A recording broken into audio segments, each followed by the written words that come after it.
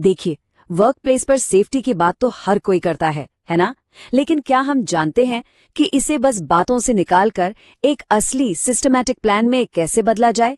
आज हम इसी के बारे में बात करने वाले हैं, एक बहुत ही पावरफुल प्रोसेस के बारे में जिसका नाम है HIRA, जो केओस को कंट्रोल में लाकर हमारे वर्क प्लेस को सच में सुरक्षित बनाता है। तो सोचिए, एक तरफ है पूरा केओस जहां खतरे हैं पर कोई कंट्रोल नहीं, और दूसरी तरफ है एक सिस्टम, एक ऑर्डर। हीरा का काम बस यही है, ये हमें रिएक्टिव होने से बचाता है। मतलब हादसा होने का इंतजार करने के बजाय हम प्रोएक्टिवली खतरों को मैनेज करते हैं। ये केओस को ऑर्डर में बदलने का तरीका है। चलिए फटाफट देख लेते हैं कि आज हम क्या क्या समझने वाले हैं।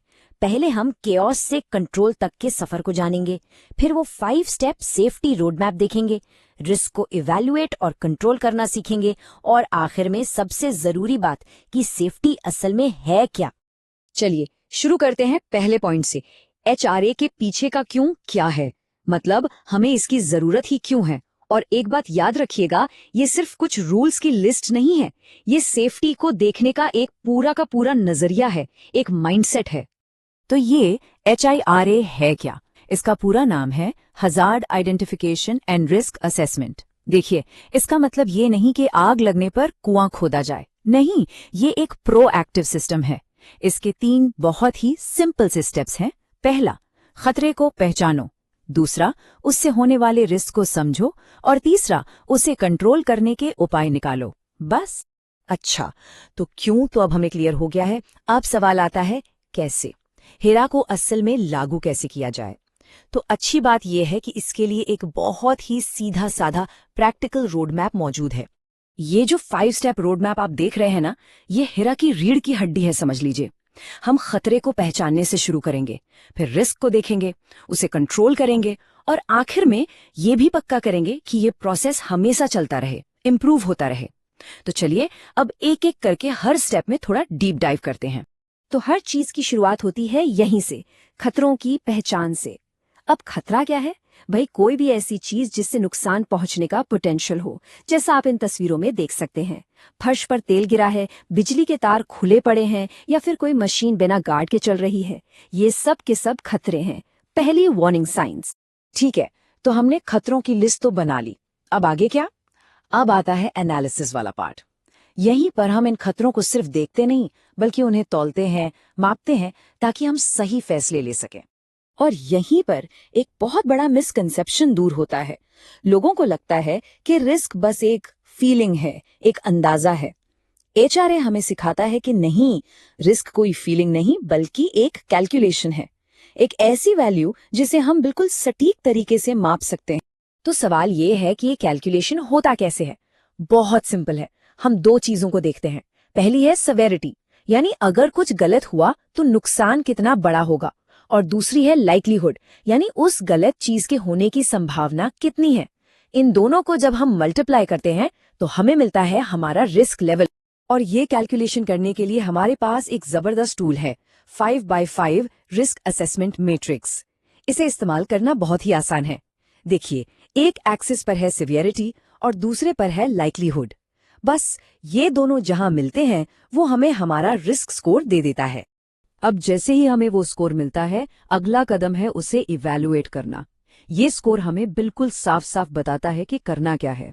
अगर स्कोर रेड जोन में है, मतलब हाई रिस्क, तो काम को तुरंत रोक देना है। अगर येलो जोन में है तो मतलब सावधान रहने की जरूरत है और रिस्क को कम करने के उपाय करने हैं।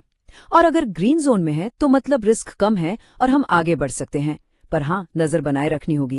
तो जब हमें पता चल गया कि एक्शन लेना जरूरी है, तो हम कंट्रोल मेजर्स लागू करते हैं।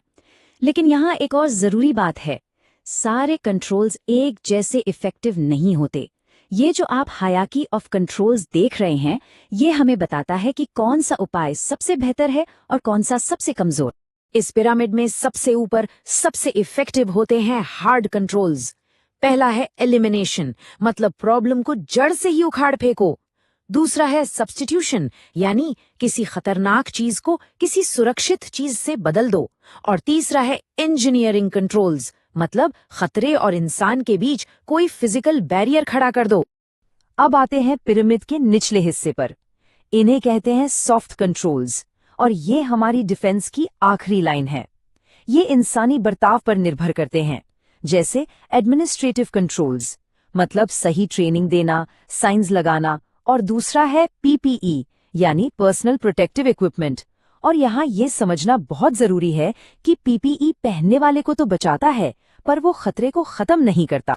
तो हमने पूरा प्रोसेस तो समझ लिया, पर असली चैलेंज तो अब है, इसे सिर्फ एक बार की एक्टिविटी न बनाकर वर्क कल्चर का हिस्सा कैसे बनाया जाए। इसका जवाब है हमारे आखिरी स्टेप में, रिव्यू एंड मॉनिटर। देखिए, कोई भी वर्क प्लेस स्टैटिक नहीं होता, वो बदलता रहता है, इसलिए सेफ्टी का काम भी कभी खत्म नहीं होता। हिरा एक लिविंग प्रोसेस है, एक साइकिल है जिसे हमें लगातार चलाते रहना है, बेहतर बनाते रहना है, हर इंसिडेंट के बाद, हर बदलाव के बाद और रेगुलर इंटरवल्स पर। और इस पूरे प्रोसेस को कामयाब बनाने के लिए ये 4 पिलर्स हमेशा याद रखने हैं। पहला, करेक्ट टाइमिंग। एचआरए हमेशा काम शुरू होने से पहले करना है। दूसरा, कोलैबोरेशन, मतलब इसमें ऑपरेटर्स से लेकर सुपरवाइजर्स तक सबको शामिल करना है। तीसरा, प्रायोरिटाइजेशन, सबसे पहले उन कामों पर फोकस करना है जहां रिस्क सबसे ज्यादा है। और चौथा, विजिलेंस, यानी जैसे ही कोई बदलाव हो तुरंत प्रोसेस को रिव्यू करना है। चलिए, अब इन सारी बातों को समेटते हैं। आखिर में ये पूरा HIR प्रोसेस एक बहुत ही पावरफुल आइडिया पर टिका है। वो आइडिया ये है कि सेफ्टी कोई तुक्का नहीं है, कोई एक्सीडेंट नहीं है। Safety is a planned outcome. ये एक ऐसा नतीजा है जिसे हम प्लान करके हासिल करते हैं। कैसे? आइडेंटिफाई, असेस एंड कंट्रोल के साइकिल को लगातार चलाकर। जब हम हिरा को अपने रोज के काम का हिस्सा बना लेते हैं, तभी ये प्लानिंग हकीकत बनती है। तो सेफ्टी का पूरा रोड मैप अब हमारे सामने है। अब सवाल बस एक ही है, इस रोड मैप का इस्तेमाल करके सेफ्टी को प्लान कैसे किया जाएगा।